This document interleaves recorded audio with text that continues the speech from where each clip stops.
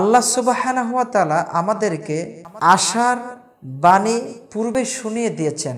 মহান আল্লাহ সুবহানাহু ওয়া তাআলা বলেন, লা তাকনাতু মির রাহমাতিল্লাহ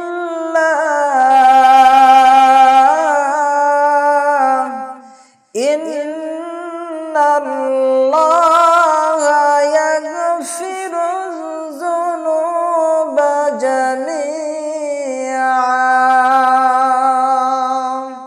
ইসলাম এমন একটি জীবন ব্যবস্থার নাম যেখানে প্রশ্ন করলে এমন কোনো বিষয় নাই যে উত্তর পাওয়া যায় না। ইন্নাল হামদুলিল্লাহ ওয়াসসালাতু ওয়াসসালামু আলা রাসূলিল্লাহ ওয়া আলা আলিহি ওয়া আসহাবিহি আজমাইন। সম্মানিত দর্শক শ্রোতা মণ্ডলী, আমরা এখন একটি মহা বিপদ সংকটের মধ্যে আছি। আমাদের এই অচল অবস্থা শেষ কোথায়? কোথায় যে আমাদের এই অচল অবস্থা থামবে? এই একটি হেজিটেশনের মধ্যে আমরা এখন ভুগিতেছি। যে মরণ ব্যাধি করোনা ভাইরাস আমাদেরকে গ্রাস করে বসতে চলেছে। সারা পৃথিবী এখন লকডাউনে পরিণত হয়েছে। আমরা এখন বাড়ির থেকে ইচ্ছা করলেও বাহির হতে পারছি না, নিজেদের ইচ্ছাধীন মতো চলাফেরা করতে পারছি না, বাজার ঘাটে যেতে পারছি না, নিজেদের যে চাহিদাগুলা বিভিন্ন জায়গায় রয়েছে আমরা সেই চাহিদাগুলা পূরণ করতে পারছি না, আমরা আমাদের কর্মস্থলেও যেতে পারছি না। অর্থাৎ আমরা একটি বন্দি জীবন যাপন করছি।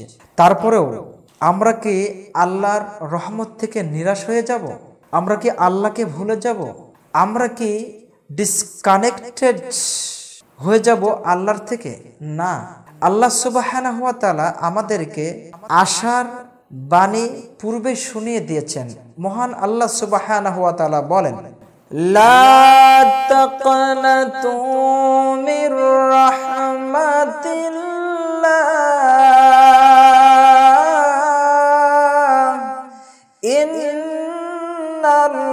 ইন্নাল্লাহা ইয়াগফিরুয যুনুবা জামিআ। মহান আল্লাহ সুবহানাহু ওয়া তাআলা বলেন, তোমরা আমার রহমতের থেকে নৈরাশ হয়ে যেও না। বান্দা, তুমি যদি আসমান থেকে জমিন সমস্ত জায়গাটা পাপ করে পরিপূর্ণ করে ফেলো, আমার কাছে তুমি যদি তাওবা করো একনিষ্ঠভাবে, কেমন তাওবা?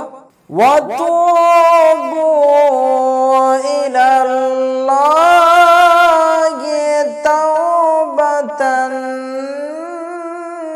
নাসুহা। আল্লাহ সুবহানাহু ওয়া তাআলা বলেন, একনিষ্ঠভাবে যদি আমার দিকে তোমরা ফিরে আসো, অর্থাৎ তওবা করে ফিরে আসো, আমি আল্লাহ তোমাদের সকল পাপগুলা মোচন করে দেব। শুধু তাই নাই, ইউবাদদিলুল্লাহু সাইয়্যাতিহিম হাসানা। আল্লাহ সুবহানাহু ওয়া তাআলা বলেন, আমি তোমাদের পাপের জায়গাগুলা নেকি দ্বারা, হাসানা দ্বারা পূর্ণ করে দেব। সুবহানাল্লাহ। তাহলে আমরা আল্লাহর রহমত থেকে, আল্লাহর দয়া থেকে নিরাশ হব না। রব্বুল আলামিনের কাছে আমরা বারবার আমাদের অপরাধগুলা স্বীকার করব। যদি আমরা করতে পারি তাহলে এই বিপদের থেকে, এই মহামারী থেকে আমাদেরকে আল্লাহ বাঁচাইতে পারেন।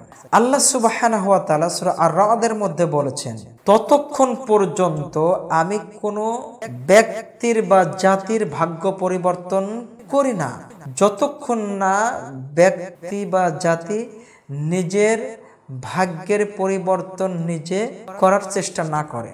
তাহলে আমরা কি চাই এই বিপদ থেকে উদ্ধার হই?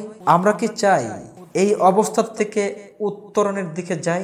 যদি চেয়ে থাকি তাহলে আমাদেরকে চেষ্টা করতে হবে, আমাদেরকে মেনে চলতে হবে এই বিপদ থেকে বাঁচার জন্য যে সকল নিয়ম ও নীতিগুলো আছে তার থেকে। তাহলেই আল্লাহ সুবহানাহু ওয়া তাআলা আমাদেরকে এই বিপদ থেকে মুক্ত করতে পারবেন, আমাদেরকে এই সকল বন্দি জীবনের থেকে মুক্তি দিবেন।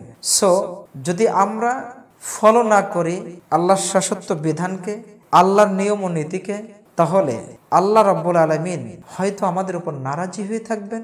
এই সকল কর্মাদি থেকে বা এই সকল বিপদ থেকে হয়তোবা আমাদের উত্তোলনের কোনো পথ আর থাকবে না। আল্লাহ সুবহানাহু ওয়া তাআলা যে সকল বিধিবিধানের কথাগুলো বলেছেন, আমরা যদি এখনো ফিরে আসি তাহলেই আল্লাহ আমাদের প্রতি সন্তুষ্ট হবেন, আমাদের থেকে তার এই বিপদগুলা তুলে নেবেন, আমাদেরকে আবার স্বাভাবিক জীবনে ফিরাইয়ে দেবেন ইনশাআল্লাহ। তোমরা যা জানো না তা তোমরা জেনে নাও। আল্লাহ সুবহানাহু ওয়া তাআলা এইভাবে বলেছেন, ফাসআলু আহলা যিকরি ইন কুনতুম লা তা'লামুন।